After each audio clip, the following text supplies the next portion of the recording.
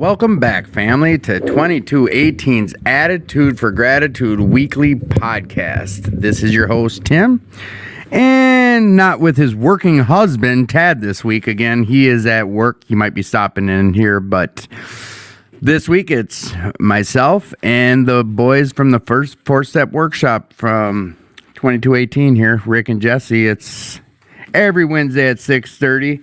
We'll talk about that a little bit here. I just really quickly want to let you guys all know that the vision statement here at 2218, the updated one, I have not received a copy of yet, but the Alano Society of Minneapolis vision statement is to be the premier Alano clubhouse serving the greater Twin Cities that offers support and strength to those who suffer from addiction and for their families. And a couple announcements about the recovery community. Gopher State Roundup is coming May 27th, 28th, and 29th at the same place as it's been for the last couple years, the DoubleTree by Hilton Hotels, Highway 100 and 494 in Bloomington. Registration is $30 contribution.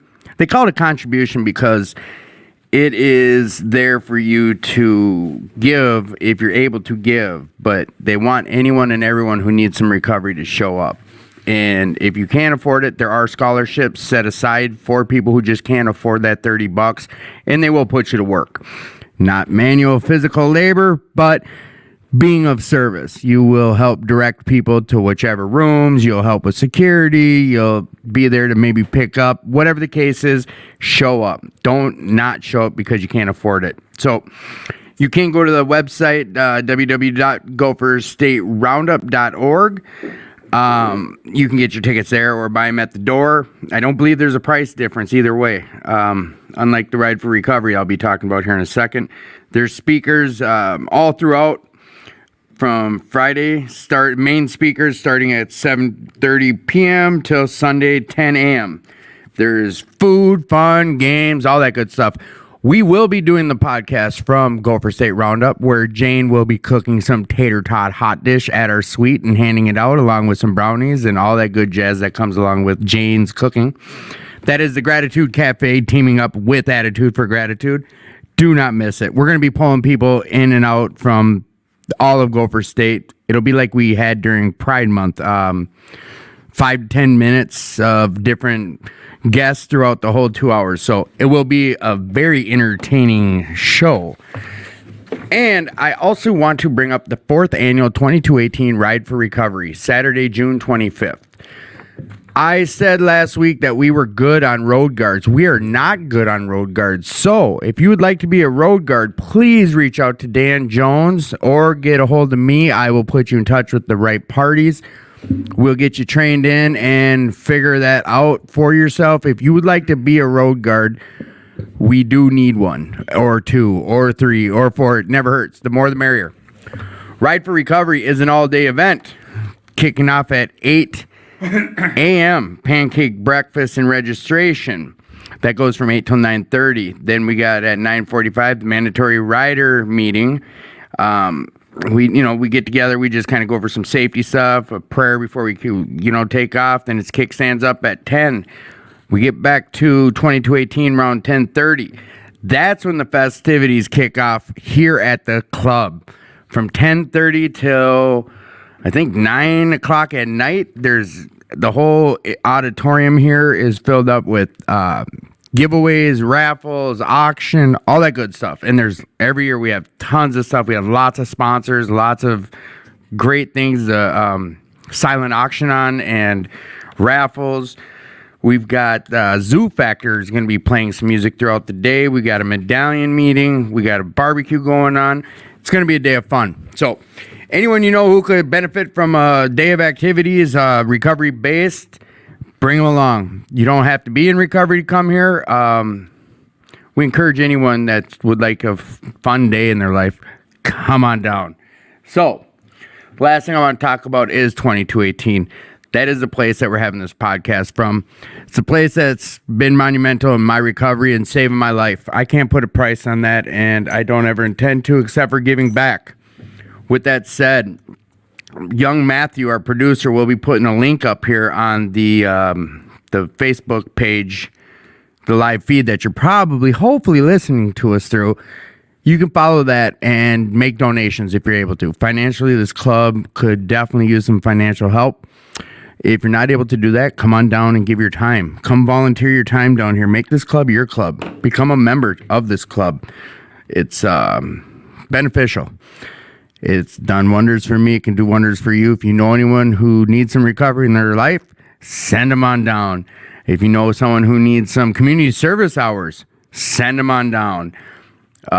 Just come be part of this club. It's a great place to get some recovery and make some connections. And as far as not being alone, that's on you. You don't need to be alone. You can reach out. I encourage you to reach out if you're struggling. You are worthy. You are worth it. Please reach out if you're struggling. Matt's going to get his number up here. I'll get my number on this thread too. You can personally reach out to me and take advantage of that. We network on here. So if there's things of certain nature that I don't hit on with our guests, things you want to hear us talk about, anything out of the blue, feel free to post the questions right on that thread, or you can send me directly if you want to remain anonymous. But other than that, I think that was enough of me gabbing on. You boys ready? Sure. All right, who do we got here again? My name's Rick. I'm an alcoholic. Hey, Rick. I'm Jesse. I'm an alcoholic. Hey, Jesse. So what we have been doing is just anyone who's tuning in who hasn't heard these guests, these are some of our returning guests. They are the ones who do have a 4-step workshop here at 2218. How long has that been going on now? How long have you been doing that out of this club? Oh, boy, at least 25, 28 years. So it's something that's working. 28 years they've been doing the 4-step workshop. We came up with the idea of kind of going through all the steps here on the show. So each month we kind of go over a step or how that's affected them or what the way they interpret it, and we just talk about it. So this week, what step were we on? 5. The magical 5. All right, well, boys, I'll let you guys get us going on that. Okay. We're on page 72, chapter 6. It's titled Into Action, not Into Thinking. Into action. Into Action. So we're going to read this and see where this goes. Chapter 6, Into Action. That's out of the Big Book of Alcoholics Anonymous, correct? Correct. All right. Page 72. Having made our personal inventory, what shall we do about it? We've been trying to get a new attitude, a new relationship with our Creator, and to discover the obstacles in our path. That's the 4th step, huh? Discovering the obstacles in my path. We have admitted certain defects. We have ascertained in a rough way what the trouble is. We've put our finger on the weak items in our personal inventory. Now these are about to be cast out. This requires action on our part, which, when completed, will mean that we have admitted to God, to ourselves, and to another human being the exact nature of our defects. Huh. He changed it a little bit there. Instead of wrongs, he said defects. Is this one of the first parts, as we're going through the books, that he refers to it as defects? That's as far as yeah. I don't know for a fact. I believe, if I recall, I don't have my regular book here, but I think this is the first time that Yeah. we talk about defects. This brings us to the 5th step in the program of recovery mentioned in the preceding chapter. This is perhaps difficult, especially discussing our defects with another person. We think we have done well enough at admitting these things to ourselves. I've heard that around the fellowship a bit. Yeah. There is doubt about that. In actual practice, we usually find a solitary self-appraisal insufficient. Many of us thought it necessary to go much further. We will be more reconciled to discussing ourselves with another person when we see good reasons why we should do so. the best reason first. If we skip this vital step, we may not overcome drinking. Not a bad reason. So, and I'm not going to try to cut in too many times, but with that one sentence you just read, if we skip this vital step, we may not overcome drinking. There basically is this, not a promise, but this is telling you, like, listen, that's how important this step is without it, this whole thing doesn't work the way we've set this up to work. Is that correct in saying?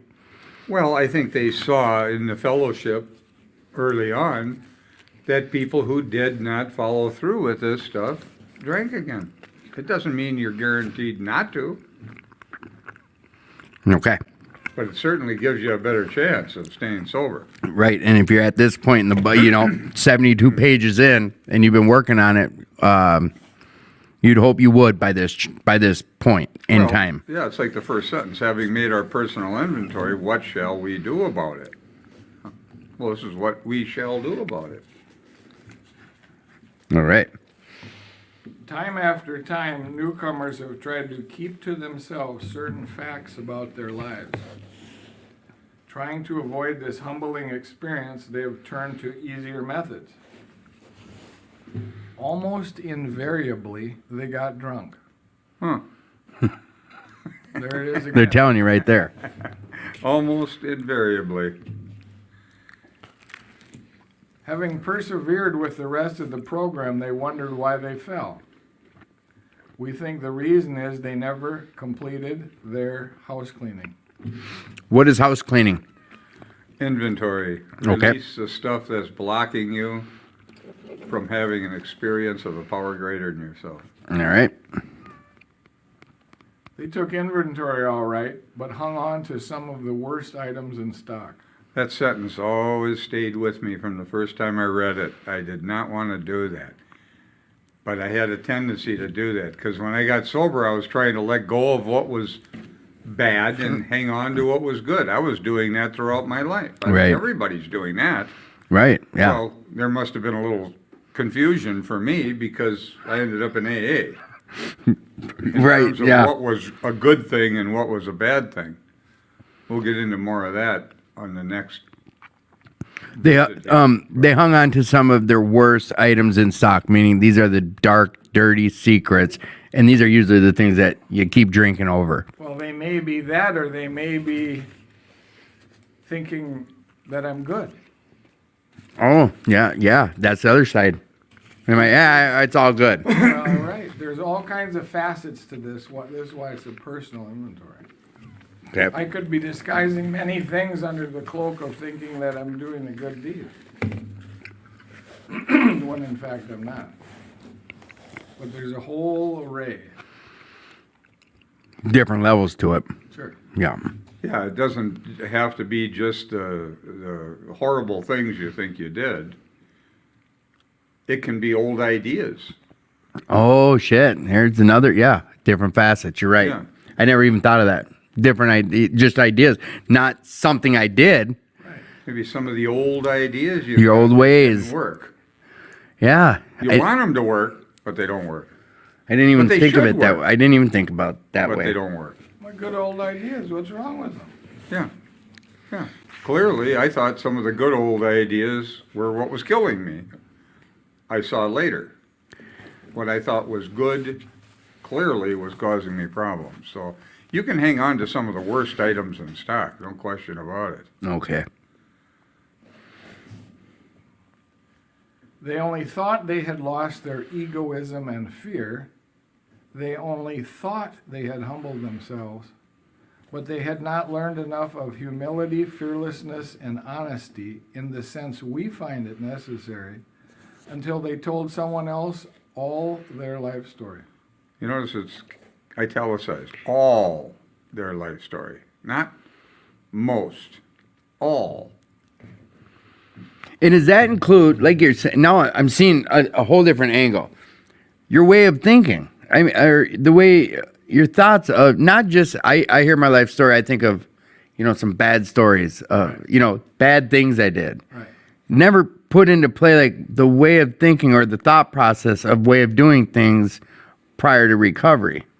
That could be hanging on to some of the worst items in stock. Right. Yeah, I even- didn't. Or even well into recovery. Sure. Yeah.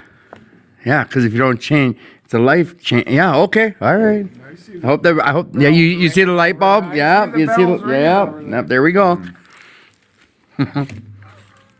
More than most people, the alcoholic leads a double life. Now you think of this in terms of, you can do this in sobriety too. Lead a double life. Mm-hmm. He's very much the actor. To the outer world, he presents his stage character. This is the one he likes his fellows to see. He wants to enjoy a certain reputation, but knows in his heart he doesn't deserve it. Yeah, so this can be done drinking or sober. Putting on a show. Well, yeah, you go to the AA meeting, you posture and pretend like you're so spiritual, then you go home and you push your wife around or your kids, Right. you know? Of course, you don't want that leaked out to your group, you know, that sort of thing, so want to enjoy a certain reputation, but knows in his heart he doesn't deserve it. It's entire change. It's all posturing. This is the one he likes his fellows to see, yeah. Yeah, the actor. The actor. Yeah, Exactly. Yeah. Okay. The inconsistency is made worse by the things he does on his sprees. Coming to his senses, he is revolted at certain episodes he vaguely remembers. These memories are a nightmare. He trembles to think someone might have observed him. As fast as he can, he pushes these memories far inside himself. He hopes they will never see the light of day. He's under constant fear and tension. That makes for more drinking. it certainly does. So I'm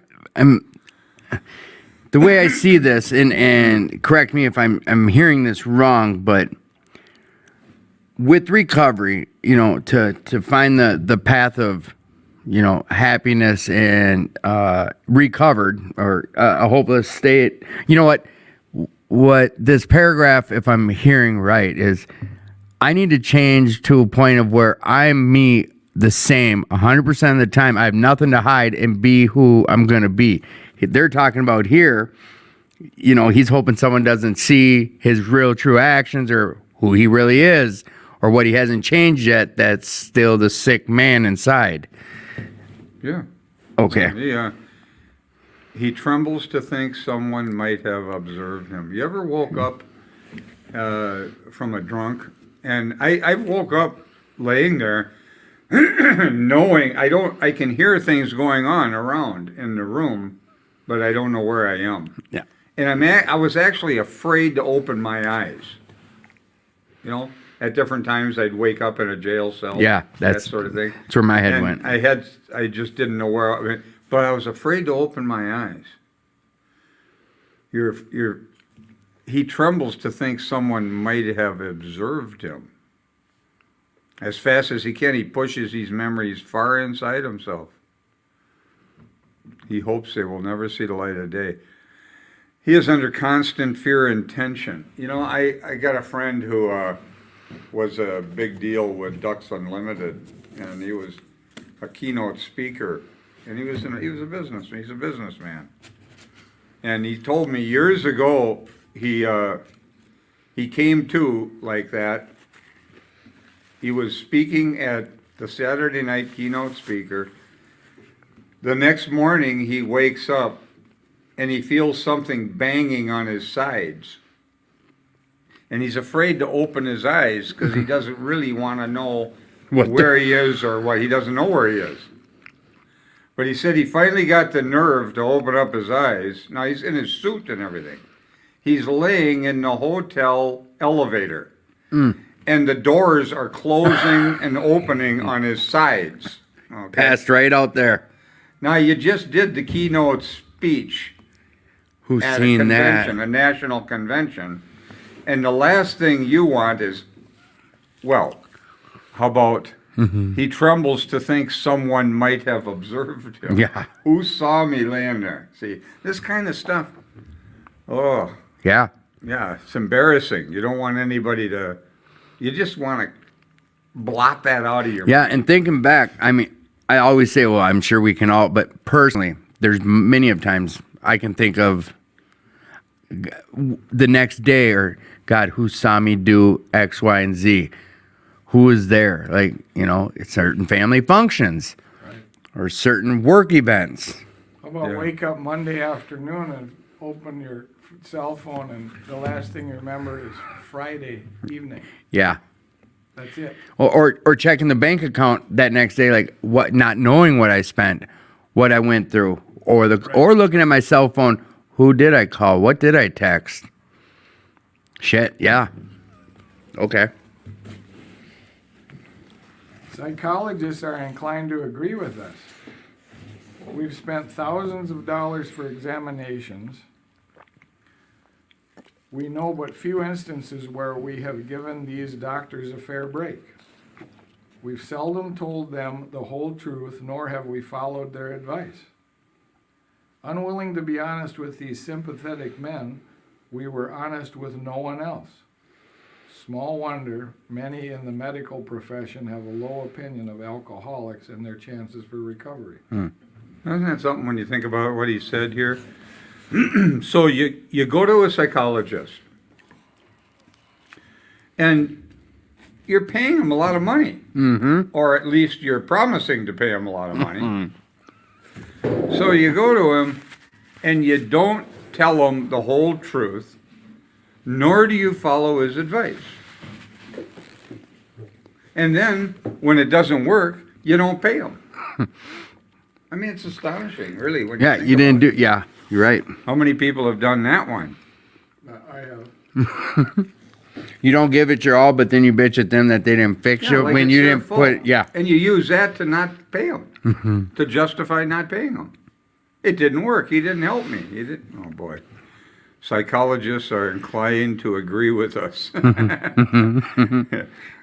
The medical profession have a low opinion of alcoholics and their chance for recovery. Yeah. We must be entirely honest with somebody if we expect to live long and happily in this world. Rightly and naturally, we think well before we choose the person or persons with whom to take this intimate and confidential step. See, now isn't it some person or persons? So you don't have to do this all with one person. Does that mean I'm telling Rick and Jesse my whole fifth step, or I'm telling Jesse part of my fifth step, or Rick part the other part, or is it either or? Maybe you got something in your background that you're worried about having legal repercussions from. So you might want to go to a minister. Okay. Lawyers are bound by anonymity, things like that. Whatever the reasons are. Yeah. Right. You Right. might not tell your whole story to one person, but you're going to tell it somewhere. Right. The person or persons with whom to take this intimate and confidential step. I guess more or less I was asking, have you guys seen anyone do a fifth step with dual people, or is that like Sure. Yeah. okay. Yeah. They're just letting us know that's okay. It's all right? Okay. Yeah. Also, if you're gonna be around the program and you start sponsoring people, there's all kinds of opportunities hearing fifth steps. Yeah. Participate in sharing a fifth step. The more I think about it is there's a lady who's been on the show. She does her every Tuesday, she meets all her girls. Matter of fact, she's a big component, whatever. She, they all meet. There's 4 or 5 of them. They all meet. And she shared about there's at times there's some that have shared a fifth step with other girls in the room there, if they're okay with it.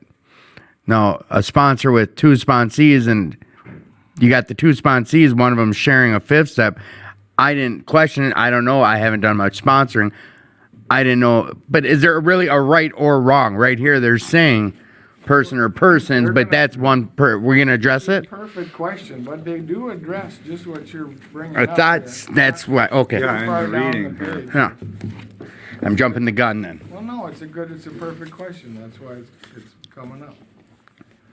Those of us belonging to a religious denomination which requires confession must, and of course, will want to go to the properly appointed authority whose duty it is to receive it. Though we have no religious connection, we may still do well to talk with someone ordained by an established religion. We often find such a person quick to see and understand our problem. Of course, we sometimes encounter people who do not understand alcoholics. Sure. See, this is in the infancy of AA. You know, there weren't a lot of people in AA at the time. They didn't trust themselves very well. I mean, you can even look at the Alcohol Foundation, the original General Service Office, and on the board, they wouldn't even let the majority be alcoholics for a number of years. There were non-alcoholics on the board because they were afraid of what the alcohol, you know, that they'd lose their sobriety. So there was a lot of concern about how to choose somebody. He's going to say something now about a closed-mouthed person, you know. Yeah, I wouldn't necessarily automatically say you should do it with your sponsor by any stretch. He may have a big mouth, Right. you know, may not be able to keep a confidence. I mean, this can be real Big deal. problematic if you don't, This is a big deal. if you're not careful with this one. If we cannot or would rather not do this, we search our acquaintance for a closed-mouthed, understanding friend. Perhaps our doctor or psychologist will be the person. It may be one of our own family, but we cannot disclose anything to our wives or our parents which will hurt them and make them unhappy. Boy, that's an easy mistake to fall into. Yeah. Yeah, On multiple levels. exactly. Well, this next sentence too, we have no right to save our own skin at Another person's expense, right. expense.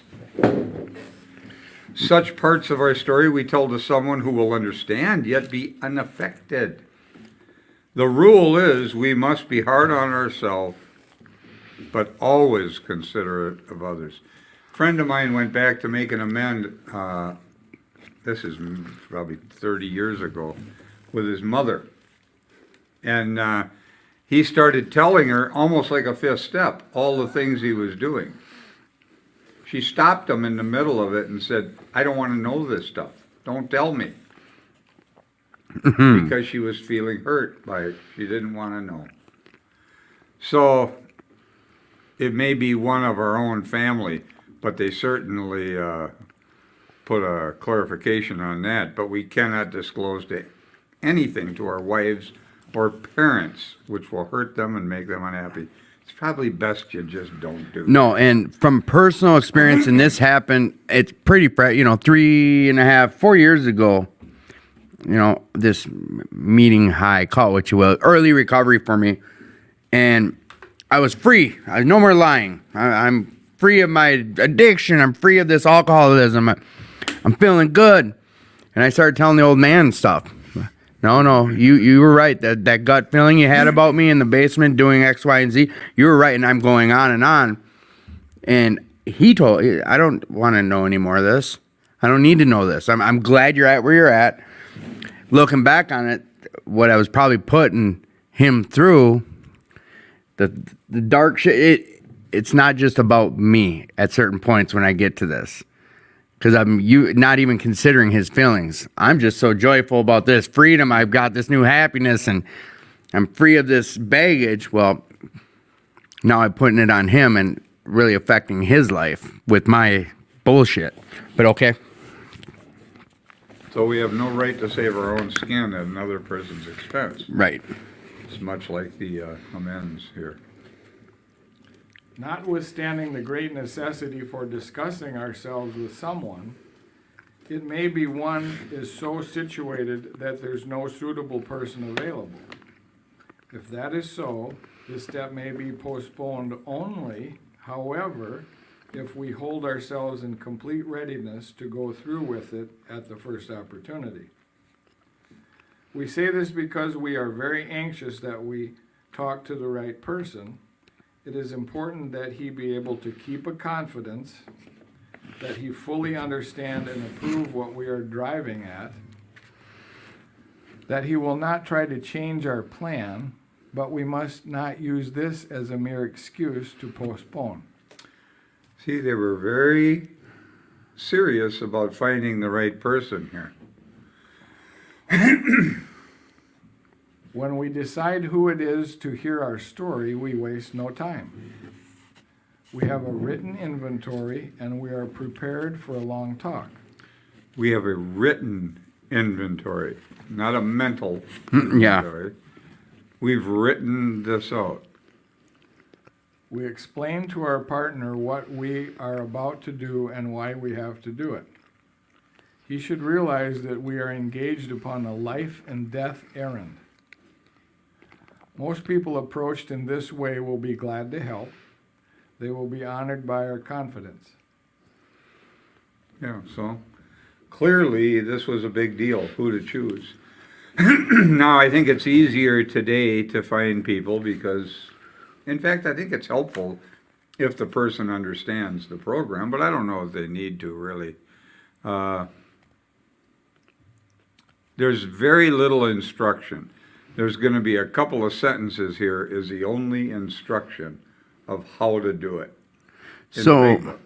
I've heard, early on, I heard, a priest, your sponsor, a clergyman or sponsor. That's really the only two things I can recall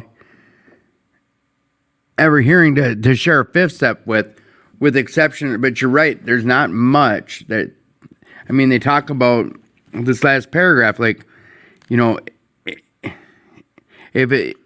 can postpone it, but it needs to be done if there's a valid reason. But is there more? Is there a list of proper fifth step people to share it with, or is this what we're going through now? And there's not really much more than the description of a trustworthy person who's not going to go repeating this. I was working at Intergroup back in 1990, and we used to have a list at Intergroup of people who would hear fifth steps. And they finally decided that that wasn't a good idea because you're lining people up together in an intimate situation. And if something went haywire, they didn't want the liability. I didn't They think of didn't that. want any Yeah. liability on that. And they stopped carrying that list. I remember when that happened. And that was a list of people that said, Who yep, would we'll hear listen to fifth step. Yeah, And that's right. So, To go through these considerations that each of us might consider these things in our own mind. yeah. so here's really the instructions on what to do. We pocket our pride and go to it, illuminating every twist of character, every dark cranny of the past. There's the instruction, right there. That's it. We pocket our pride and go to it. Illuminating every twist of character. Think about that one. Every twist of my character. Every dark cranny of the past. Yeah, that's your instructions on your fifth step. That's right. That's it.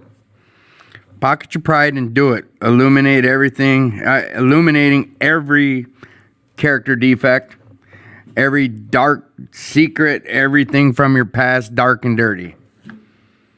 Basically. Everything you don't want to talk about. Yeah. Yeah, that's about it.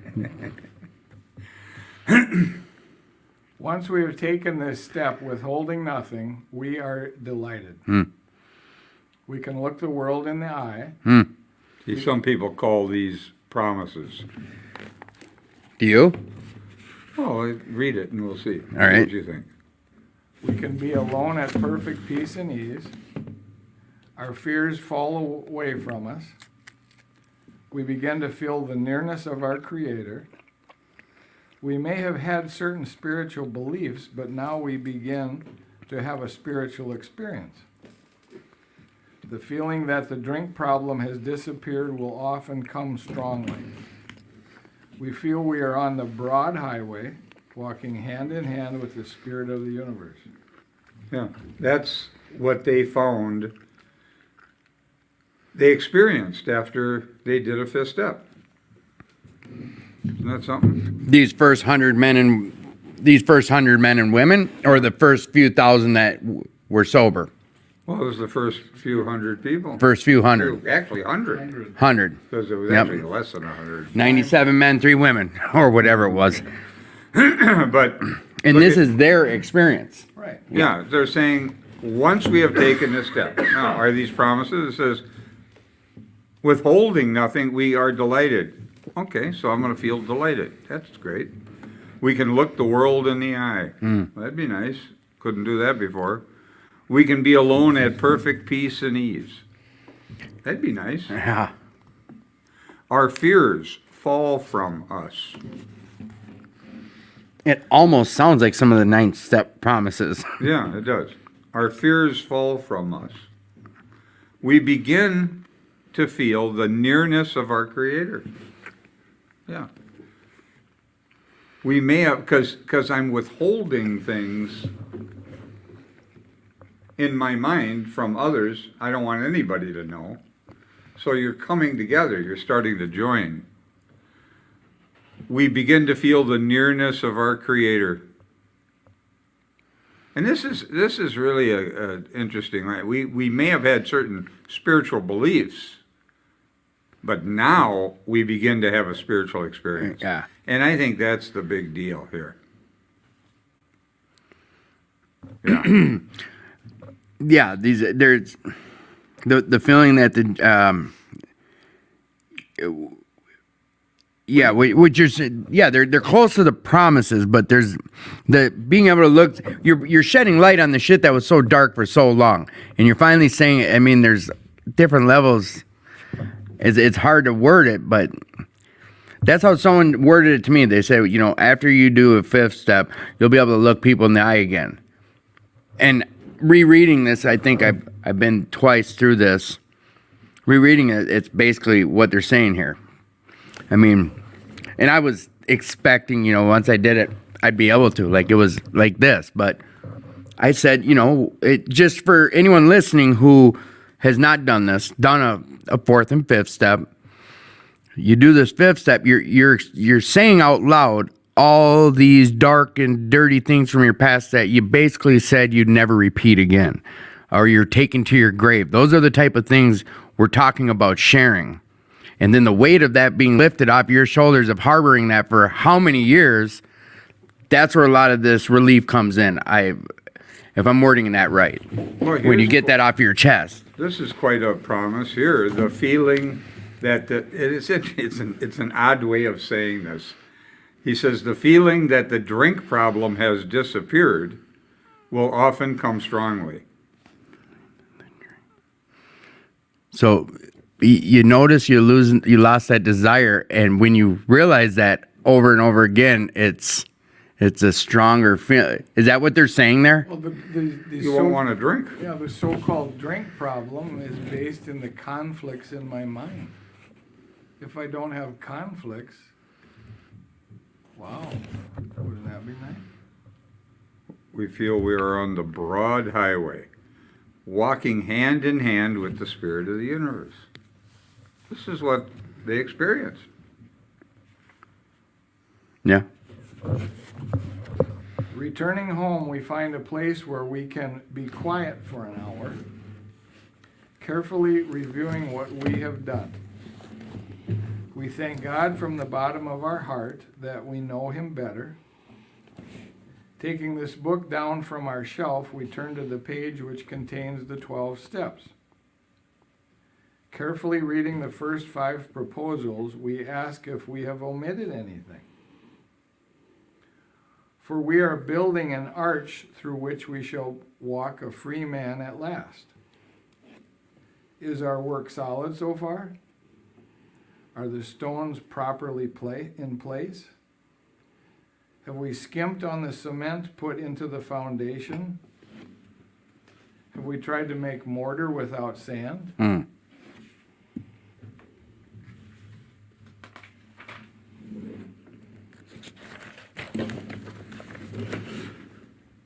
If we can answer to our satisfaction, then we look at step 6.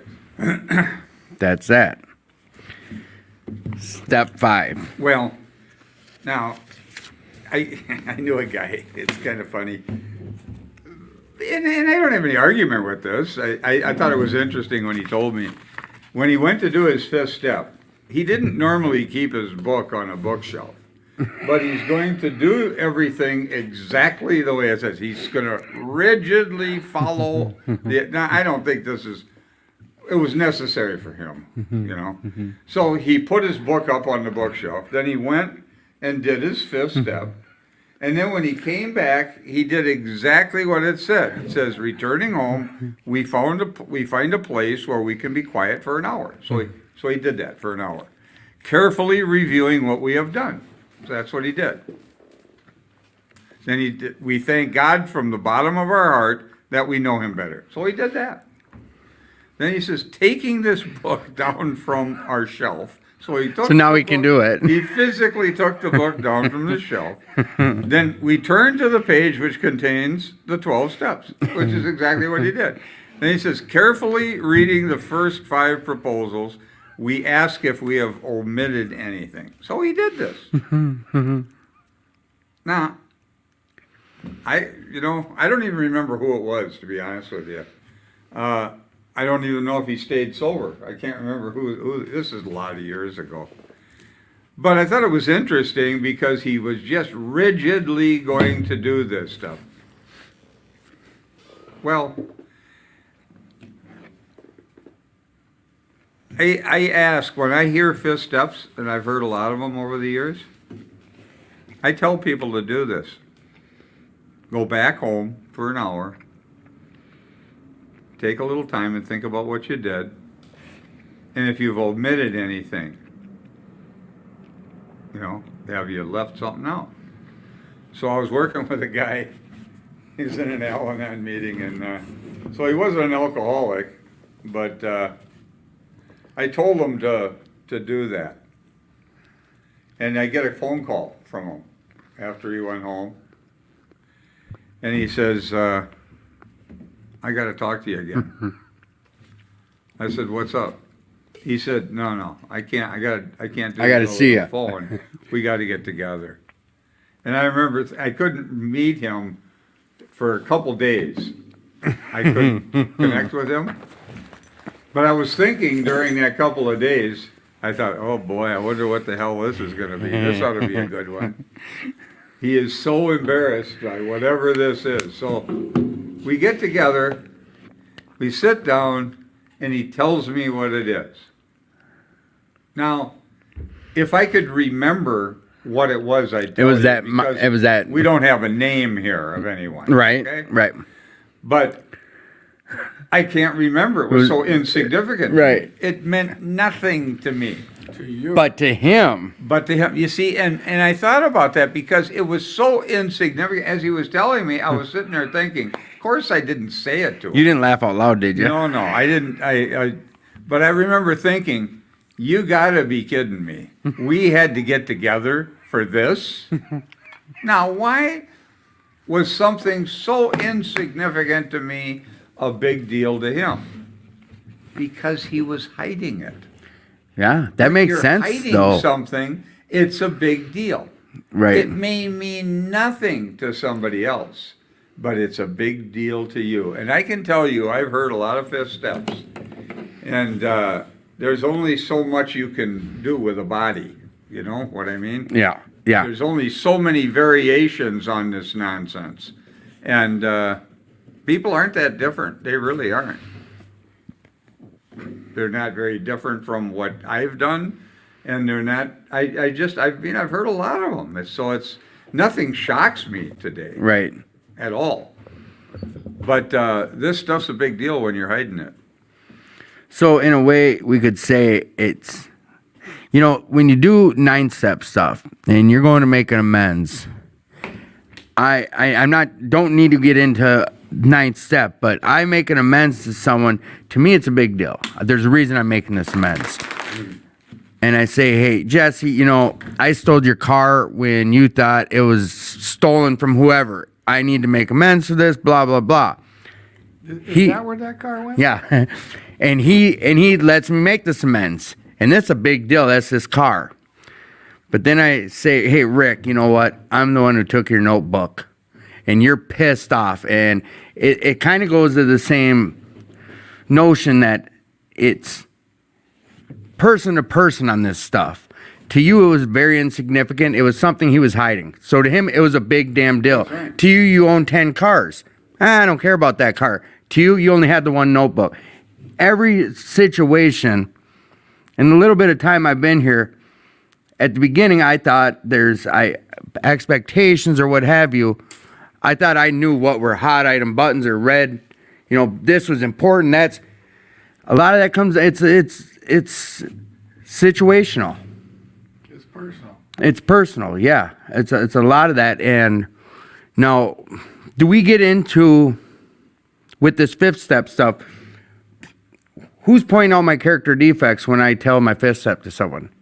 The person I'm telling it to? You are. I think you are. Do we get into that in step 6? The discovery that you find in writing inventory, that's going through your own mind with the help of your higher power. That's the stuff as it comes out. On the 4th step? In the 5th step, the things that you've discovered about yourself, the things that you know, the things that are hidden, those things come from inside your mind. So, like, and I think I'm jumping around on us, and I'm sorry that sidetrack where we were at. But that's, I mean, during this 4th and the 5th, that's where we figure out our character defects, correct? And then I'm going to be asking for him to be forgiven, but it's me who finds those character defects. You see the obstacles that are in your way of having a relationship with God or love. Here, I think when this book was written, the 5th step was basically a confession. Okay? Right. And I think that it's evolved a lot since then. Now, whether it's evolved in a good way or there's many variations on how people do this. There's a lot of rigidity about how this has to be done too. But I remember I used to think that I was like a junior psychiatrist and I was gonna fix these people. Sponsees or okay. Whoever. Because I've heard 5th steps of people I didn't know too. Okay. People had called me up from You were on that list through other people, you know. Well, to be told the 5th step. well, I mean, I people knew that I was doing it a lot. Okay. And that I was doing the inventory, so somebody had asked me. That some people I hardly knew, some people I didn't know at all. You know. So early on, you were what's that, psychoanalyzing or what's that called? I thought that and I do think like Joe and Charlie in their Big Book seminars. Yeah. They talked about how you can improve upon the truth. Okay. Now here's what I noticed with guys, and here's how I used to do. First of all, I used to just hear a 5th step. I just hear their 5th step, couple hours, 3 hours. That was it. You know. No feedback, no nothing. You just not much. You know, I just hear them. And then I realized that there's much more going on here than that. All right. So then I thought for a period of time that I would hear their 5th step and I would try and, because of what Joe and Charlie had said, I would try and improve on what they had found. I'm not against that. I don't have any problem with that. But I think there's a much better way to do this, personally, I think. And this has evolved over a lot of years, okay? Then I went through a period where I would get their story down. I'd have them tell me their story. It might take, depending on how old they are, but we're looking for the exact nature of your mistakes. Not every time you stole something. right. Okay? Yeah, okay, so if you don't have to tell me that you stole this from your grandma and that from your brother and all. The exact nature is I'm a thief. Right. Okay. Right, yeah. So you don't have to. You don't need to hear about every pack of bubble gum I stole Oh, from yeah, all those and- 10 different stores. And I've heard people say they listen for 15 hours with someone. I mean, it's just crazy. And I think I shared this story before, and that was what you did for me when I heard you share at New Hope Alano, and it was while I was in the midst of 4-step work with my sponsor, and I had fucking pages, and you said something to that. It was, I never really remembered exactly what it was, but I believe it was something to this effect. It was like you're writing down 30 of the same thing. You don't need to, you help When me you shorten up a resolve lot a of things. resentment with one person, about 20 will drop off. Yeah. Because they're different forms of the same judgment. Right. So when I released something with my dad, there were about Yeah. 10 people dropped off that list, or Right. maybe more. But here's my point anyway. It's kind of a long way around this. But then I would get their story down, and then I would go over each resentment story. So we'd have to get together again.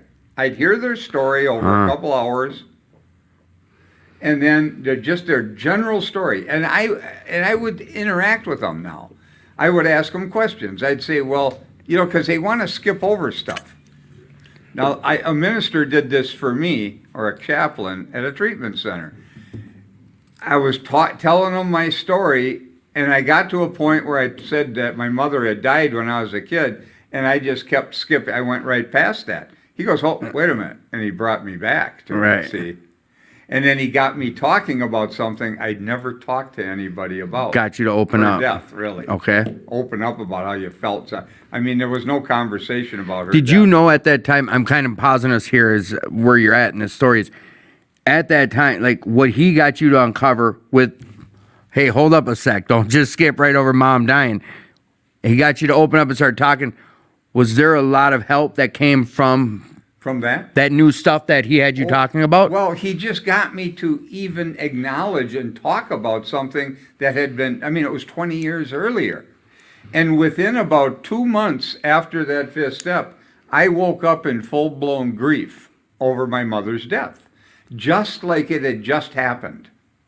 And you're talking years and years past. 20 years later. Now, I had to be, I guess, around 3 months sober at this point when I started grieving her loss. And what brought the grief on, which was fascinating, because I went to some grief groups. Okay. I thought I was just feeling sorry for myself, which is what grief basically is. Okay. Oh, that's a big statement. But I know, okay. I All right. know, Hey, but it really you're is. talking from your experience. Right, Yeah. right. Yep.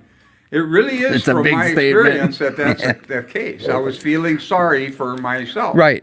What brought it on is the loss of my family, Pam and the kids. Oh, huh. You Open see, up the mother wounds. I lost that relationship, and it reflected on my mother's death, and all of a sudden I'm grieving everything at once. Shit, yeah. Yeah. That opened up, that tore the Band-Aid off of that subject. That's right. And I was feeling sorry for myself for losing my family Right. and all that stuff, and that's what that was the beginning of for me. That's what that grief was. And So it's was it beneficial he had you? Tremendous. I went right through the grieving process like they stated. Takes about a year. You go in and out of it. I'd be driving on the road. I'd have to stop and pull over. Right. The tears would Right, start coming. right. The intensity of the emotions when it first started coming were so intense I could hardly bear it. It was coming out of my face. right. It was buried inside of me, and that was the experience of that was tremendous. But this guy got me talking about that. See, so But he got him talking, but he wasn't trying to psychoanalyze. no, He just getting you to open Big up. difference Just here. Big right, difference. right. he wasn't pointing fingers at situations. He was just Yeah, this is a big difference, and I think that's part of what Rick's trying to put. yeah, Not trying to play psychoanalyst here, but just tell me a bit more about that. right. Yeah. Getting me to open up. That's right. You're not That's right. right. Yeah. So now, when I'm listening to Fifth Steps now, or even back a while, 25, 30 years ago, I would interact with a guy. He'd start to talk, and then he wants to skip over stuff real quick. I said, well, what happened in your family? How many kids in your family? What's your relationship with your sister like, or your brother? Because people do some weird stuff with their sisters and brothers. Yeah, you know, yeah. that I they're mean, guilty as hell about, you know. Right. Remorseful. Well, I get them to. I just ask them what these. How was your relationship with your mother? You know, because they want to skip right over it. Right. They want to skip over their early relationships with women or with, you know, men if it's a woman. whatever, yeah. Yeah. So I get them to talk about that stuff. Just get a basic general story down. Okay? Okay. Now I got to get together with them because you can't, if you go any further, it's too much. Then we get together and we go over each resentment story on the sheets that they'd written. They're four-step. They're resentment stories because each story is an emotional story. Right. Yeah. Because resentments, that's emotional. Very. So I go over all that stuff and we talk about what happened. We take them one at a time. I did this with a guy. Story by story of every Story. single one. Yeah. I did this with a guy that I was sponsoring where we got together every week, read one or maybe two, because I didn't want to do too much at once. It starts to get too much. Yeah. And we, 8 months. I was gonna say you're talking months. Months. He had a stack like 2 inches tall of sheets. And I'm telling you, he wrote things months earlier when he did some of the inventory stuff. Now we're going over it all. And what's Shit. fascinating about that situation was he wrote the answer to his resentments. Because I'll ask him, did you resolve that conflict? Well, we're in a fifth step with him. He's telling me the story about something, his brother or something. And I said, how do you feel about that? Did you resolve it? Well, I still feel kind of angry. And then look, I had him read me the fourth column, the back of the sheet. And he had it done. And it was, the answer was there. He had resolved the conflict, but it didn't sink in until he read it to me. He wrote it 9 months earlier. I looked at him and I said, who wrote that? Well, maybe it was a revelation and it didn't sink in at the time, but it did in the fifth step because we were taking them one at a time and going over them. See, that was a big deal, you know? Shit. He wrote the solution, but it Right. didn't sink in. It just until he didn't read click or Didn't click. Remember, he's talking about asking, let's step back into the fourth step, asking God to help us answer the fourth column question. right. Yeah. And getting some answers with some help in these answers by ourselves, just asking God for help. That was a remarkable experience, though, with him. And it took a real commitment. I mean, that was a lot of time we put Yeah. into that, you know? But he stayed sober, too, and he's still sober. And you did too. Yeah, and I did, too. But here's the thing. Early on, I used to get the story down. Then I'd think, I got to remember his initial story Right. so that when we go over the resentment stories, I can catch them.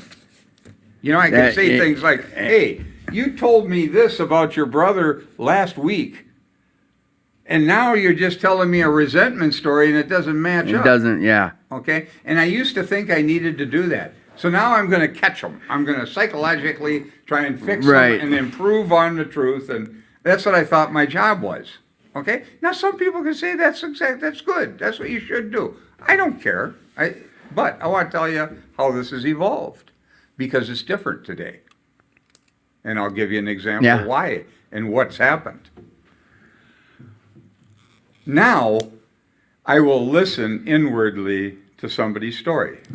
Now, I'll give you one, and he gives me permission to say this, okay? It's not hidden. It's not, he told me that you can do this. Go ahead and share it. You can share it. I'm not going to tell you who it is. Okay. But I'm going to tell you what happened.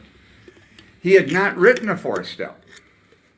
Now, I wanted him to do the fifth step only because I wanted him to do something. You know Okay. what I mean? Yep. So I'd at least get his story down, and then maybe we deal with the inventory stuff. So he tells me this story. He's talking about his mother. When he was a little boy, his dad left when he was like 1 year old or something, and he never knew his dad. So he's raised by a single mom.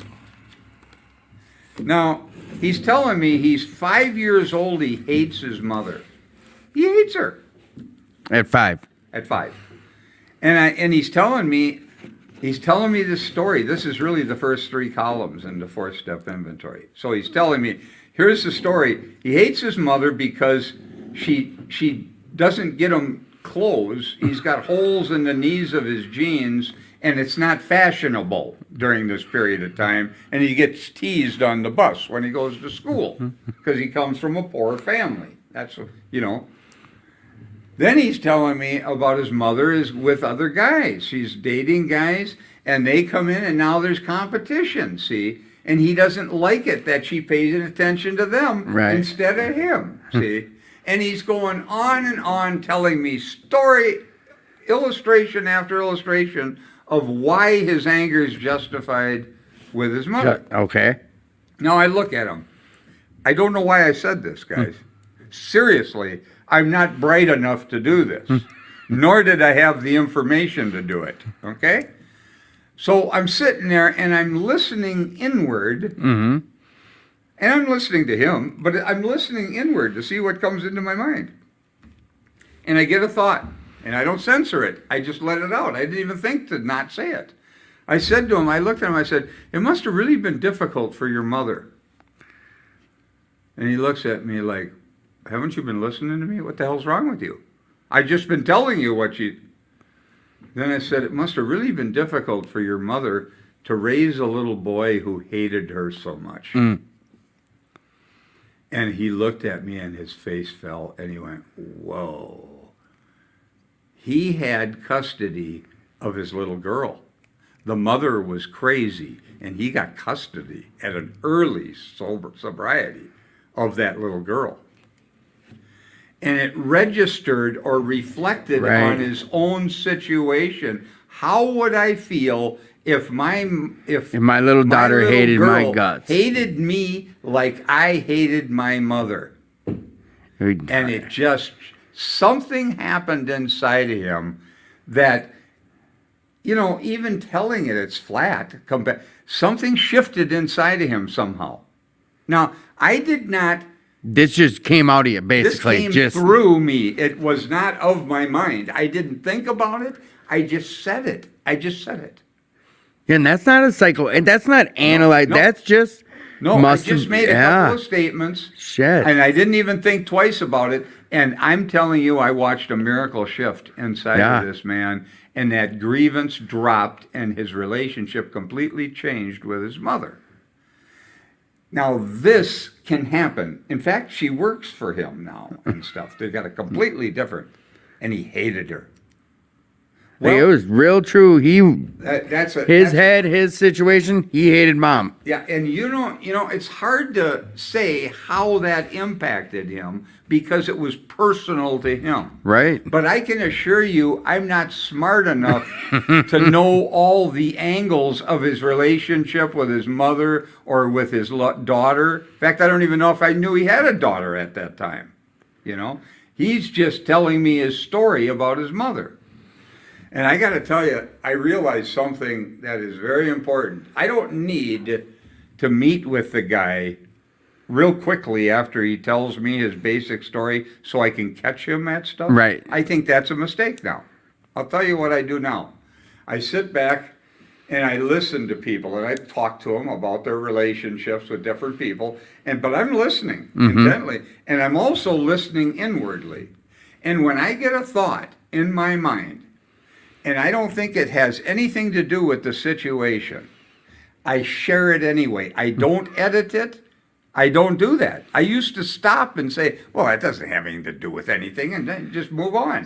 You I just wouldn't let even it share out. No. Now I'll say, hey, this just came into my mind.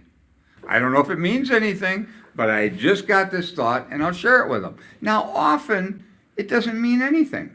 But I can tell you there's been a few times where it's been very impactful. And it had nothing to do with me. It was through, Is that a higher power thing, you think? of course, what else? I wanted to say that right away when you said, you said how it must have been for your mom, but the way you're sharing it and you're saying, when it comes to me, I just say it. I mean, you preceded with, hey, this just came to me, because you're not shooting it at him like, well, Jesse, what about, Like this is some Yeah. true statement or Right. something. Because I don't know if it is or not. But no, I that's used- powerful, though. Oh, I'm See, telling that's you. the same, that's the same mechanics when we ask the questions in inventory. We're asking for the thoughts to come. That's, yeah. And that's engaging stuff. Just like the pastor, well, wait, about mom. And then the trickle effect of that. That, what you said about the guy with his daughter and the mom, that story, that's powerful. That changed the whole life trajectory of everything. I don't have to know anything to do this. You understand? Right, you're a conduit. I don't have to be 20 years sober or have a good AA program or anything else. I don't have to. I have to be willing to look inward and not try and fix the guy. Right. Change him, but just listen inward and let it out. if And it that's comes. truly not what you're not there trying to fix anyone now. Well, I'm telling you that this evolved into this. That's, I used to do it differently. I can tell you that the effectiveness of doing that is off the charts compared to getting in there and trying to fix them. First of all, you can piss people off when you're catching them. They right. get Oh, embarrassed. right. And they, Shut down. Yeah, they don't like it. Right.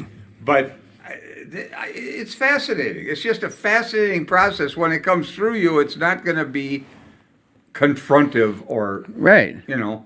No, I think I've never heard anyone else share like that. That's how they do it. I haven't either, to tell you the truth. I haven't. I haven't either. And that's the only thing I can think of with what you're saying is that's a higher power situation. God said, we had John B on the show 2 weeks ago, and he called the Great Interrupter. That's what he calls God. But he calls us God with skin. He calls you. I got to keep my ears open, because another God with skin might say something that could save my life. Whatever the case is, speaking through you. Or to you, you're just saying, this Yeah, but is. you see, if you try and direct this in any way, Oh no, you can't. By the sounds of can't it, this is direct just it. what pops in. you cannot direct this in any sense or it won't happen. But you know the feel like now. I'm intrigued by this. I really am. I've never heard anyone else share like how you're saying you do this when you're hearing someone share, and you say, "Hey, this just came to me." I mean, the paper you're writing on is green. Whatever it is. But it doesn't matter. You say it might not have anything to do with what you're And saying. sometimes it doesn't. And sometimes it doesn't have anything to do with what he's saying. And maybe it affects him some other way that I never even find out. Right. about. That's none of my business either. I have learned to stop trying to control this. See, in any sense. Yeah, that's strong. It's a fascinating way to experience this. But it happened, it just evolved this way. And I used to think I had to know something, and I had to remember the first story so that I could catch Right, them and all right. that crap. You don't have to do any of that. You just have to learn to listen inwardly and listen to them. You keep saying inwardly. What do you can you explain that a little bit better? Like, I get a thought that comes into my mind. I think I grab it and say, well, wonder what that is. I wonder if this means something to the decision. I mean, most of the time I'm just listening to them, but I get thoughts as I'm listening right. to them. That's inwardly. Okay. Some of them don't mean anything, at least that I'm aware of at the time. But you're not intentionally building a list in your head No, I'm or not trying to do this. Yeah. This is nothing to do with psychology. No, it doesn't. It's a fascinating approach. This has happened over many, many years. I've heard a lot of his steps. Tons of them, man. And it's just evolved into this. Yeah, it's evolved into that. And it was fascinating to hear this sponsee of mine who had that big list of resentments and that he had written, you see, because I'll ask the guys, look, he just told me the story about the resentment. Okay, now I'll say, how do you feel about that now? Did you resolve the conflict? Do you still feel angry? Or what's going on? Then we'll talk about it maybe. Right. I don't know. There's no hard and fast rules on this one, see. This is just what I've learned to do. and it's what's results Well, or whatever. It's what it's evolved into for you. Doing 5 steps. yeah. But it is remarkable. And I think, you can learn to listen in your mind when you're listening to other people. I think it's really important to do that. Yeah. I've got side I have a question for you guys. Came in. It's not really even on this topic. When you guys are in the field working, how do you apply your recovery or what you guys have learned in the program of Alcoholics Anonymous to succeed in your day-to-days at work? Take her away, Jesse. How do you implement your recovery and AA into your day-to-days? Every day, go out, God, please help me do a good job for these nice people. All right, go ahead. No. Then walk into the place, and it's never the way I'm daydreaming about it. Something's moved, something's changed. The person's changed their mind. Then I just go in my mind and then ask God for help. Period. You guys are both in construction, correct? Okay. Yeah. Right. Help me. I just use the inventory prayer and just flat out, God, help me see what do you want me to do here? So I'm backing up in my mind because I have the ramrod, the actor who wants to be the director. I carry that lunatic around that I can back off of if I want to. Not unlike what Rick was just talking about. You got to learn to let the boss be the boss. Let the boss be the That's boss. one of the hardest things for an alcoholic to do. And not try to be the director? Here's a dorky one or a funny one. So I'm working on a house and we just built in a teeny tiny bathroom and the gal asks me if could I also paint it after the walls are all done and the plumbing and the electrical done by the other guys, and I said, yeah, I can. She doesn't want to get yet another person and I can do a decent job. And she says, and I said, you got the paint picked out? Yeah. And she shows me gray. Now, in my mind, you don't paint anything gray. See, but what part of my mind is that? That's the lunatic. That's the guy trying to be in charge. And I mentioned one time, what about a yellow or a peach or something? One window, it'll Pop. pop, it'll illuminate.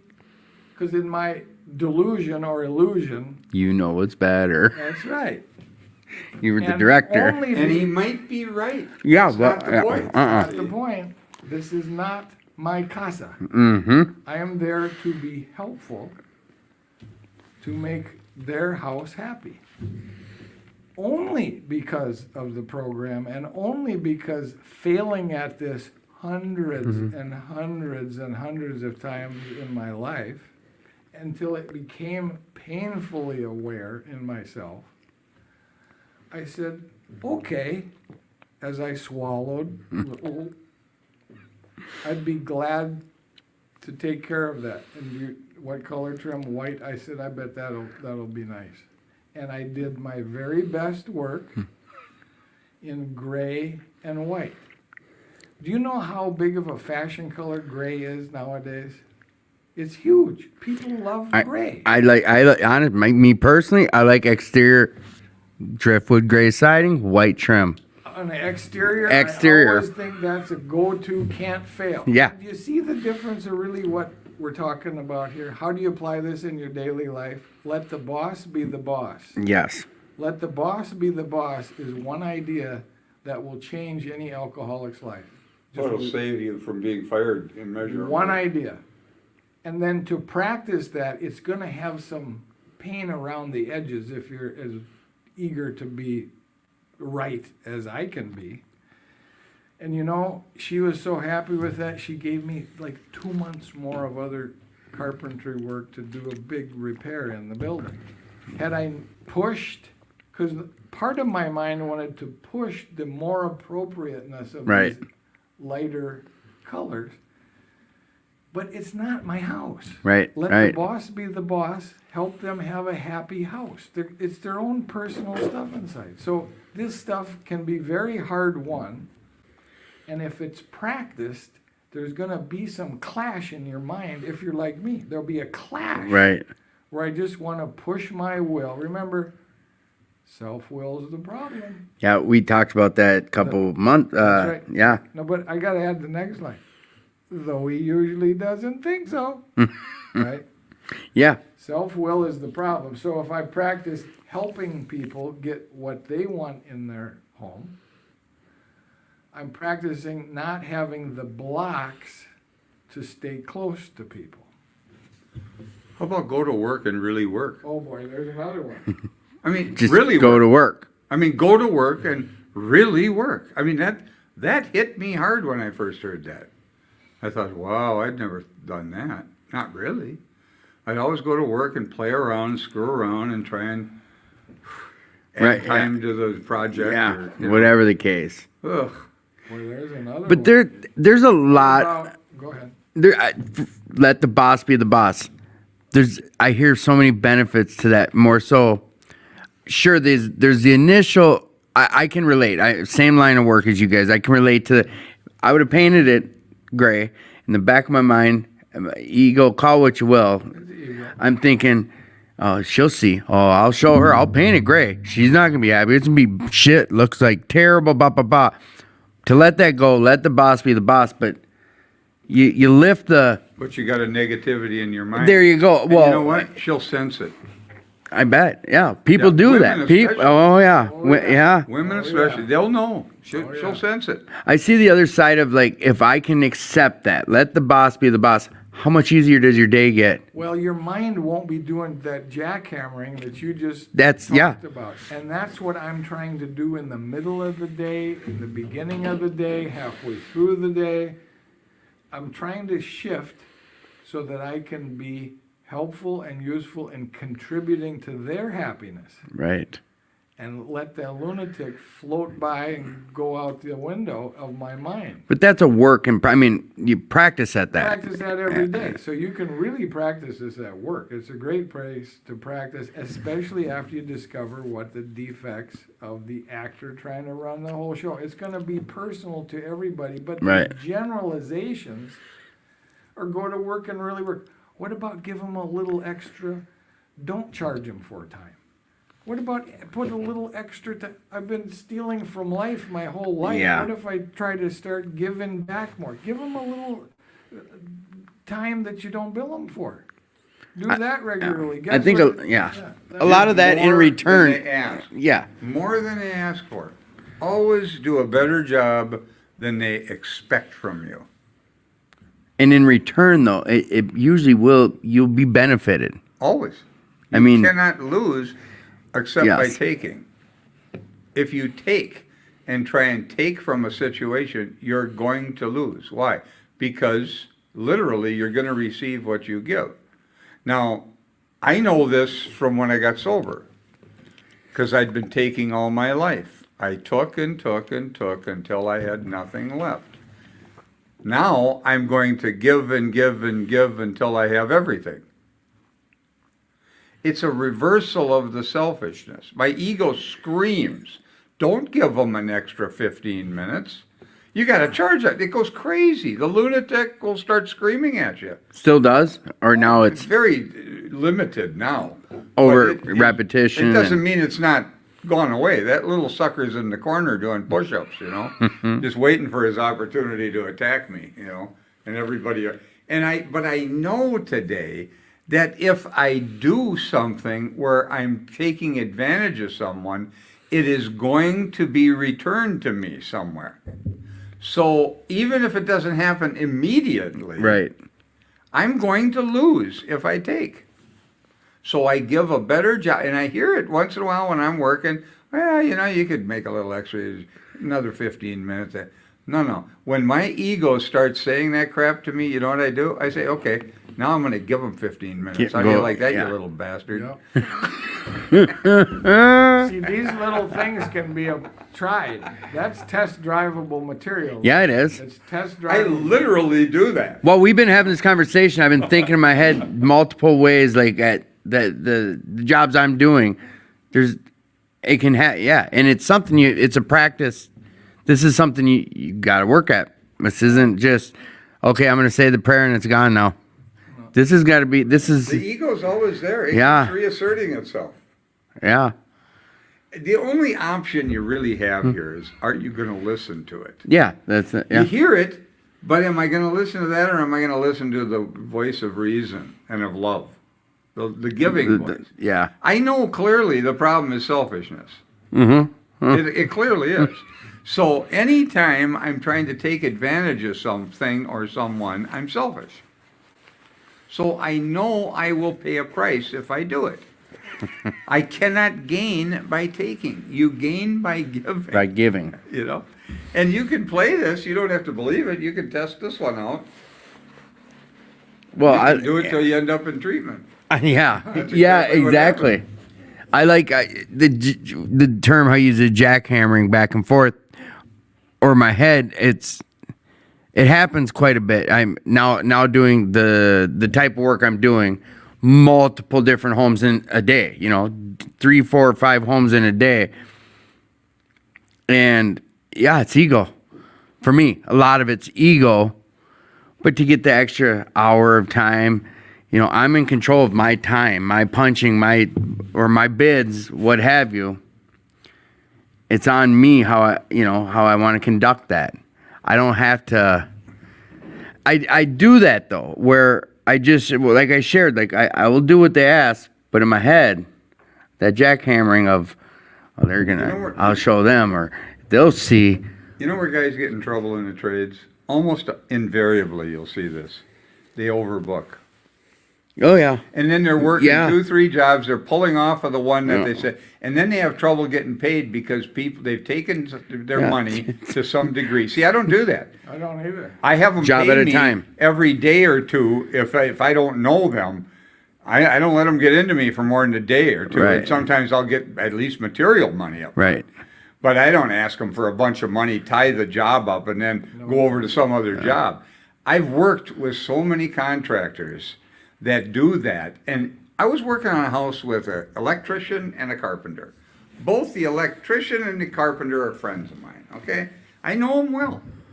The carpenter's always overbooking and getting in trouble, then he's in a hurry, and he gets jammed up, and people don't pay him. He Yeah. ends up in a conflict and in a bad situation. And he does it over and over and over. I watched him do it for years. Well, I'm working on a job with both these guys, a woman.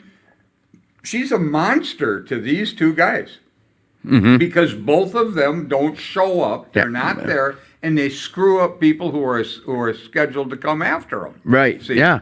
So it becomes a real problem Yeah. for the homeowner Yeah. too. They back burner a homeowner to get to this other job yeah. because they said, no, I've been there Now, personally. I got paid from this woman, had no problem in any sense with her, ever. She was perfect to me. She treated me perfectly. Both those guys didn't get paid. I mean, the electrician lost like $1,500 on that job.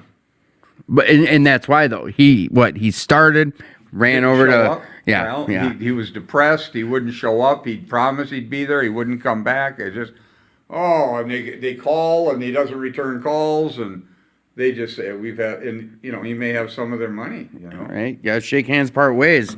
Yeah, I understand. I mean, I could shop talk with you guys all day about this type of stuff. Is being in this trade while in active use to now being in this trade still not in active use.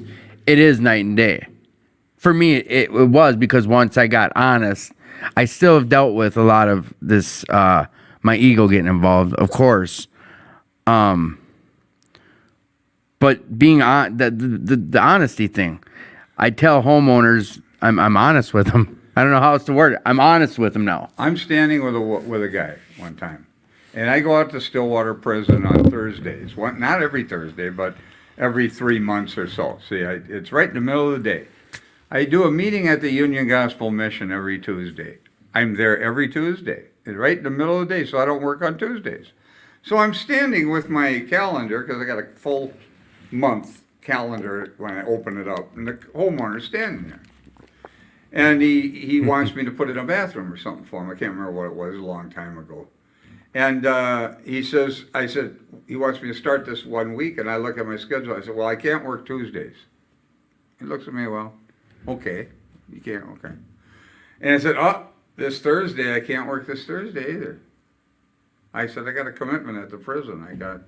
He looks at me and he like, well, when do you work? I felt that from him. So I stopped and I said, I understand this is problematic. I do. I really do. No hard feelings if you get somebody else. Right. Really, you're not going to offend me if you get somebody else. Do you know he didn't? But I was upfront with him. Because now, of that. if I wouldn't have showed up on that Thursday, then I'd have irritated him. Right. This is what guys do all the time when they get in trouble. They're not practicing these principles. Right. You simply have to be straight with them, and people will bend over backwards for you. But as soon as you start playing games, you get in trouble. I've seen it time and time again. So That's it. For me, it was the honesty thing. Once I got honest with my customers and things of that nature. I'm going to start this job, 2-week job. I won't be here this day, and a lot of it falls on me with the planning or being organized. These things I didn't have prior to recovery, just didn't care about it. I cared about getting that money up front, cared about... And then you don't show up when I didn't show up. I needed to go meet the dope man, or I was at the bar too late last night, or whatever the case was. I wasn't honest. Now I get to be honest. Life has changed a lot. Having this conversation, let the boss be the boss. It's one of the hardest things for a drunk to do. It's something new to put into... I haven't actively...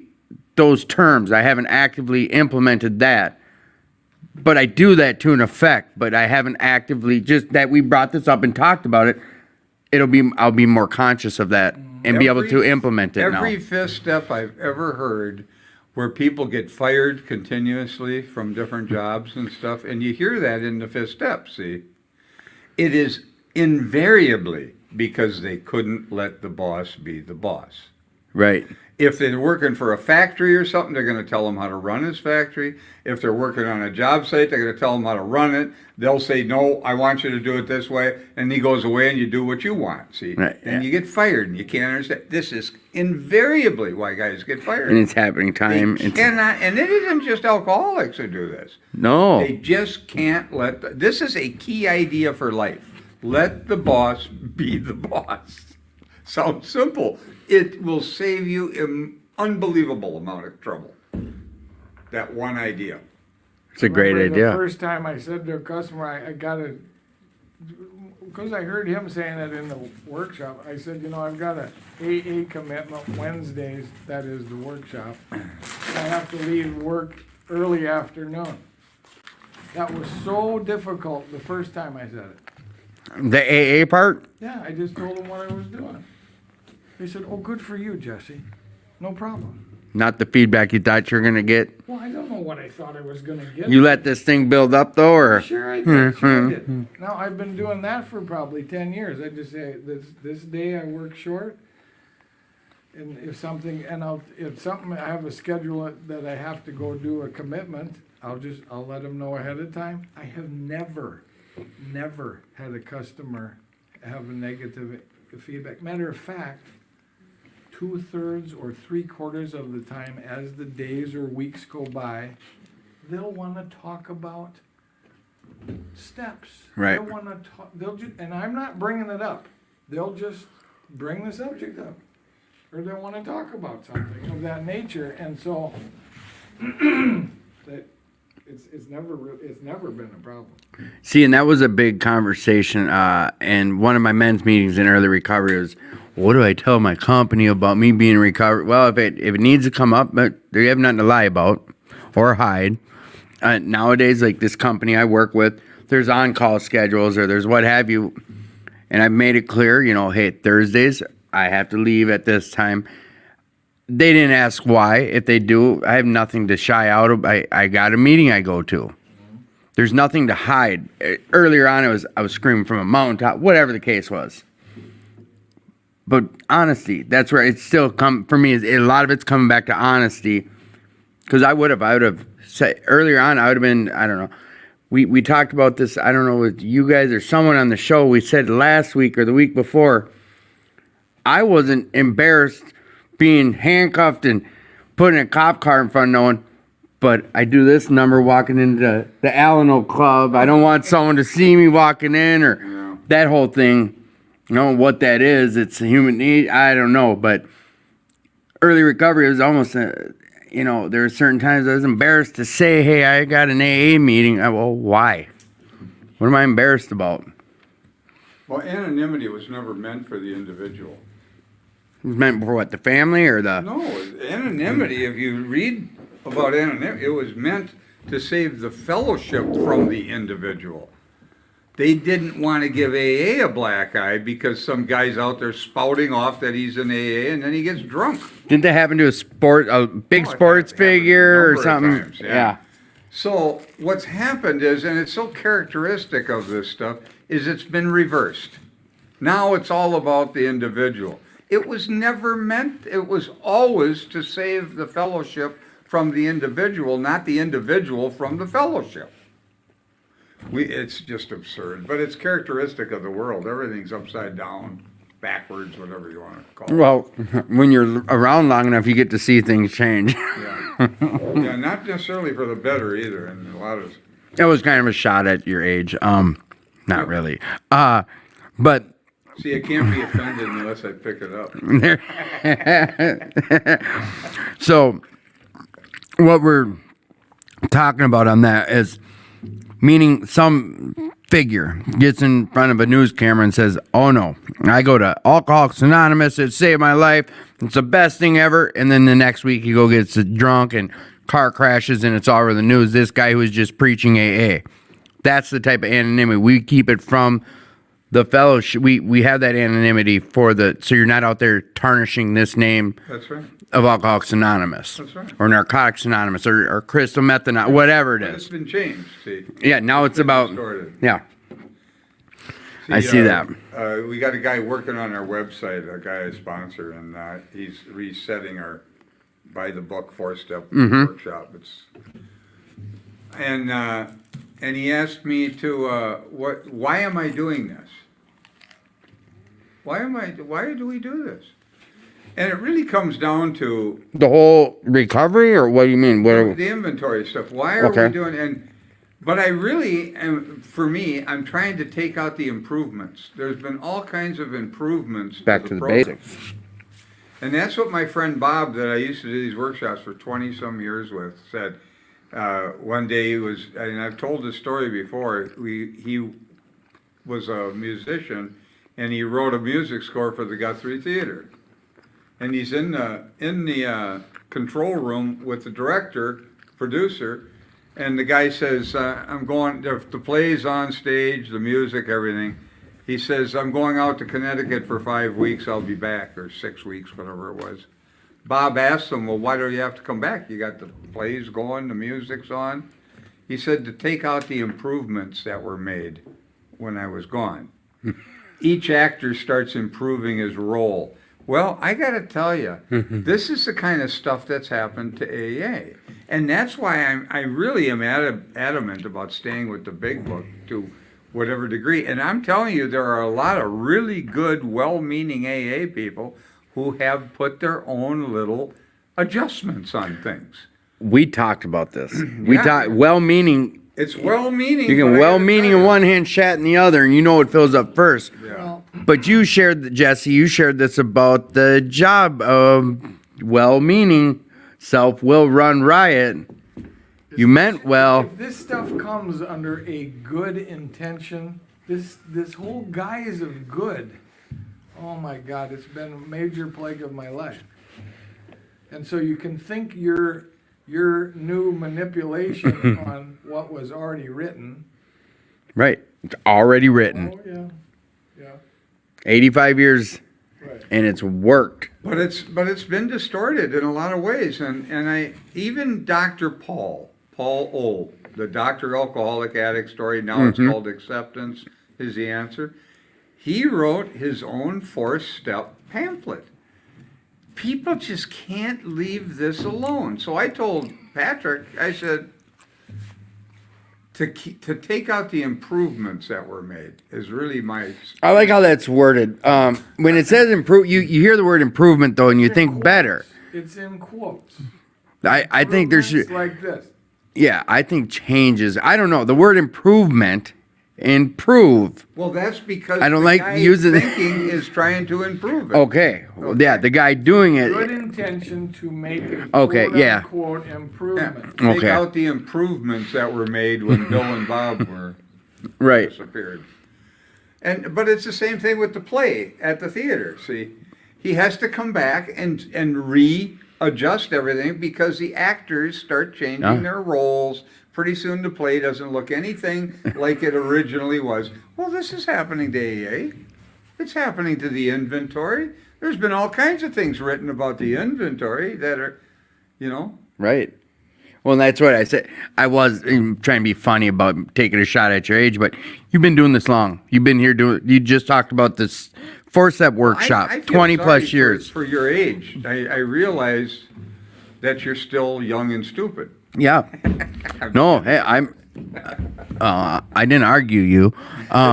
It's yeah. No, I know. You've been around long. You've been seeing this. You've seen the evolution of things happening here. I haven't. In 5 years, I haven't seen much change. Oh, you will. Well, and that's what I'm saying. So you've seen it, but When you read the book, you'll see it.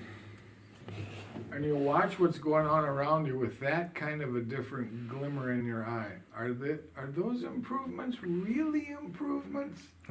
But you'll see it through your own mind. yeah, I don't. That's why I don't like that word improvements on this one. Well, On this we're one, gonna come but after with- let the boss be the boss. Well, it's an interesting. I think that people do it well-meaning. I'm not disputing that. Oh yeah, Dr. Rowe but didn't write that pamphlet because he didn't think he had a better idea. Right, well, of course. And maybe it was helpful. I'm not even disputing whether it's helpful or not. But I got to tell you, it starts to distort what the actual step is about. right. It was written. You said it was written. Well, originally, the key to the future doesn't say acceptance. It says the key to the future is the resentments and seeing them from an entirely different angle. Not accepting it, rather asking God to help me see the stories in my mind or the way I see the world from an entirely different angle. That's Yeah. very different See, direction. we don't know what that is. We're going to write and ask God to reveal something. And that's what this thing, and that's the way the fifth step is for me, too. Let's see what gets revealed. When two or more are gathered, there am I. Well, if that's true, that's a Bible idea. Right. If that's true, then that's exactly what's happening in a fifth step. We're Shiza. sitting down for healing. Don't interfere in it. Don't take the credit if somebody has Right. revelation from it. You could become a big ass thinking you're doing something here, you know? No, some egos involved there, and yeah, a lot of it, I think too, and I think now I'm starting to try to pick this apart even further. It doesn't need to be. I think you guys really explained it well about this aspect of improving on it, making these changes. But that's individualization. It may have worked well for Jesse, but that's it worked well for Jesse. We don't need to go and change what was written. It worked well for him. We've got a basic. He found something that worked for him on this that may have been a little different. That's for him, though. But you see, there's a mechanical process in the inventory. In the fifth step, it's a little different. There's only the instruction of we pocket our pride and go to it, illuminating every twist of character. But in the inventory process, there's a mechanical process that sets you up for God to help you. Yeah, and that's going to be different for everyone. But the mechanics are the same. The mechanics are the same, the revelations are personal. Yeah. Or different for everyone. But the mechanical process, the way it steps you up, it says, this was our course. The mechanical course that sets up your mind to privately ask some questions inwardly. And then the answers come. We pocket our pride and go to it, illuminating every twist of character. the only instruction in there. Every dark cranny of the past. Yeah, boys. I think we did a pretty thorough talk about this fifth step tonight, huh? Any other adages on what we've been talking about before we get to wrapping? Adages. Did I use that right? Adders. I was gonna say, did you want to add anything? But I was Adages in or some adders. adders. You got any adders? Adders. We got any more we want to talk about on this topic here for the last, or anything you boys want to talk about for 5 minutes? Any bring up or? No. Not really. All right, that's good. Then what I will say again is, young Matthew, did you put up links at all? Are you able to throw at least one link up there for this wonderful club that's been saving our lives? So Matt will put up a link here for 2218. I'm going to talk to you guys again about what I said at the beginning. It's 2218. This club is here for the recovery community. There's meetings here. There's 4-step workshops. Come check out their 4-step workshop every Wednesday at 6:30 here in the auditorium. It's free. Come on down, check it out. Bring your sponsors and sponsees. Bring anyone who needs some recovery or that's around that part in the big book or in their steps. Come down to this club to volunteer some time. If you're able to financially donate, you can follow this link that Matt just put up and donate. We are doing that Ride for Recovery. It's the 4th annual Ride for Recovery, June 25th. Festivities start at about 8 o'clock. The ride starts at about 10. You don't have to be a motorcycle rider to enjoy on this day. Come to the club around 1 o'clock, 1:30. There's music, there's food, there's silent auctions, there's a guest speaker. They're doing a medallion ceremony, raffles, silent auction. It's a blast. Do we know who's speaking? I did not get confirmation. I heard a couple names, but I'm not 100% sure, so I don't want to give the wrong impression. The other thing is Gopher State's coming. We do 2218 2218 has a booth there, or a suite. Yeah, hospitality suite, and like I said, Gratitude Cafe. I know for Friday night, the amount of food she's got me picking up, I believe it must be for all 3 nights. But I don't know. I'm getting like 20 pounds of hamburger and like 10, 15 cans of cream of whatever. She's making a tater tot hot dish.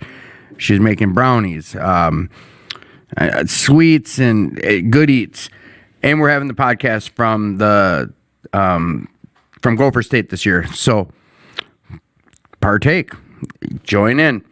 If you cannot afford it, still show up. They've got tons of different scholarship. They call it scholarship stuff, but come show up and you will not be turned away. They'll have something for you to do to earn entrance. They have this history room. What archives? I think it's called. It's this room. It was when the first year I went. With some of the coolest stuff ever. They have some original scripts, documents, these pictures. It's like the birth of AA, everything you've ever probably had questions about, and some. You see in this little archive room. It's some good history. It was really entertaining. Be part of it. Be part of this recovery world. If you want to see this show go in a certain direction, reach out to us. Give us suggestions. Be part of this show. Make it your show. I'm droning on now. Just remember, you don't have to be alone. You are loved. You are worthy. All that good stuff. Just reach out. Our numbers are on here. If you're struggling, just reach out. If you need some help or some answers, just reach out. No one's going to know you're struggling unless you speak up. Other than that, I'm wondering, boys, what are you grateful for tonight, Rick? Again, I'm grateful you guys keep this going. I think this is an important thing. Not because of us, but because of you're bringing the community together and bringing people into the club, and it's helpful, it's what's interesting too. You used the term donate, but in the service structure of AA, we never use the term donate. You know why? Because you donate to something that you like. You contribute to something you're a part of. Contribute. Oh boy. That's why it's contributions. My verbiage is going to be changing, and you boys will help remind me of that. Contributions. Jesse, what are you grateful for? What I gotta think of immediately is, thank you for my life just the way it is. I say that Nice. so many times a day, it helps. And thanks for having us at this cool show. It really is a vital thing that you're doing here. Thank you. It really is. Thank you. That's awesome. Matthew, I do want a quote from you after you tell me what you're grateful for. I'm grateful that I woke up sober today. Yeah. The quote I So's got the from city. So is the city. Yeah. So is the world around you. Yeah. Oh yeah, that's good gratitude. So here's my quote. Focus on what you do have instead of what you don't. Focus on what you do have and not what you don't. Absolutely. That's a good one, dude. Good job. Yep. That's a good one. What are you grateful for? Oh, me. Okay. Heck. Grateful for the guests we're able to have on this show. Grateful for the show itself. It gives me, it feeds my ego in the worst and best ways. And I'm grateful for that. I'm grateful for where I'm at today and the support that I have. So with that, boys and girls, we're going to shut her down. It wasn't that long of a show as normal. We got started a little late. This fifth step is one of the shorter steps, though. I think it's, 2 pages in the book, page and a half in the book. But One sentence of instruction. yeah, one sentence of instructions. But I was able to pick their brains a little bit, and we got some let the boss be the boss. We got some good stuff this week. Till next week. Next week, speaking of next week, we've got Damone on the show. He's a returning guest. He was on about a year ago. He's one of our earlier guests. He's got really good knowledge to share, and he's bringing a surprise guest with him. So tune in next week. And until then, stay sober. Struggling. Thank you.